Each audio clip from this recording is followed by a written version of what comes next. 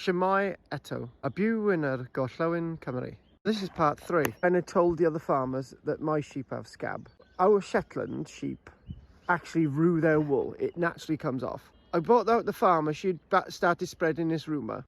I contacted the vet who came out. There's nothing wrong with the sheep at all. These are some of my sheep. I was surrounded by 3 farmers and they basically said, you dip your sheep now. Gwen turned up. She said to the people with the dipping machine, do you speak Welsh?